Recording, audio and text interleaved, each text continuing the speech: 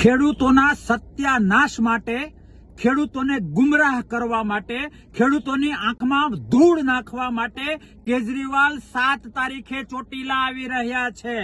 હું તમને કહેવા આવ્યો છું કે ખેડૂત હોય, ગરીબ હોય કે પીડિત હોય, એના આંસુનો સોદાગર, પોતાના સ્વાર્થ માટે દુઃખીના આંસુનો સોદાગર, માત્ર અને માત્ર પોતાના સ્વાર્થ માટે, પોતાની સત્તા લાલચા માટે, પોતાના કંઈક ને કંઈક નકારાત્મક મહત્વાકાંક્ષાઓને પૂર્ણ કરવા માટે કેજરીવાલ ગુજરાતમાં ચોટીલા આવી રહ્યા છે।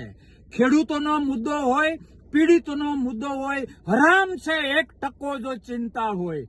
દિલ્હીના દિલોને તોડીને, દિલ્હીના દિલોને કચડીને પોતાની વાસ્તવિકતા બહાર આવી ગઈ એટલે હવે ગુજરાતમાં, દિલ્હીમાં બધું ફિનિશ થઈ ગયું એટલે ગુજરાતમાં ગાબડું પાડવાના ઉદ્દેશ સાથે માત્ર અને માત્ર પોતાના સ્વાર્થને સિદ્ધ કરવા માટે કેજરીવાલ ચોટીલા આવી રહ્યા છે।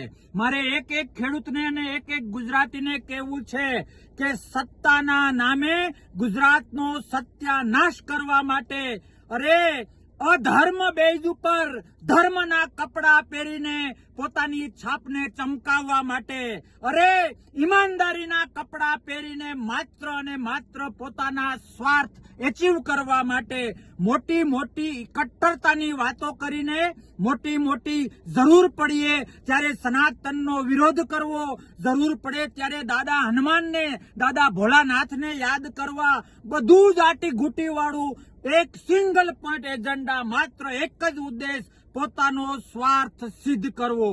મને પોતાને 4 વર્ષ અને 2 દિવસ આ માણસને ઓળખતા થયા। રાષ્ટ્ર માટે ક્યાંક ને ક્યાંક નકારાત્મકતા, પોતાના સ્વાર્થ માટે ગમે એટલું ખોટું બોલવું, અરે યુવાનોની જિંદગી સાથે લડતો આ માણસ, યુવાનોની જિંદગીનું, ભવિષ્યનું જે થવાનું હોય એ થાય, તાકાતવાળા માણસોનું જે થવાનું હોય એ થાય। બસ હું અને મારી સત્તા, દિલ્હીમાં જે થયું અને એને આધારે જે દિલ્હીમાં સત્તા મેળવી એ મારે કહેવાની જરૂર નથી। આવું તો ઘણું બધું અસત્ય ઢાંકવા માટે સત્યનો ડુપ્લિકેટ આશરો।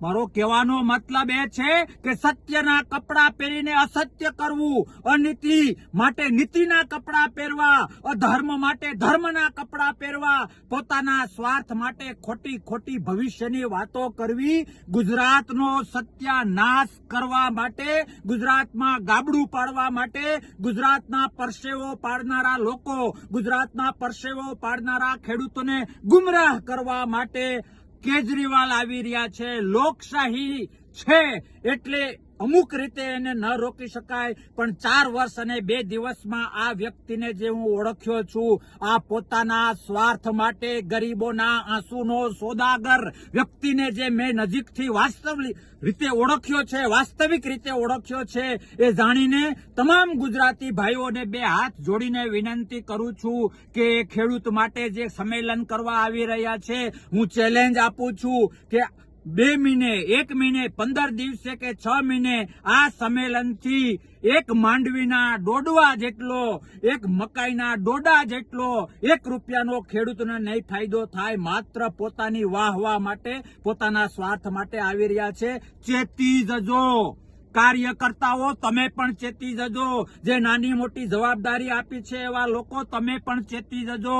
તમારા ભવિષ્યની ચિંતા કેજરીવાલને નથી, ગુજરાત અને દેશના ભવિષ્યની ચિંતા કેજરીવાલને નથી, એણે માત્ર સ્વાર્થના ચશ્મા પહેર્યા છે।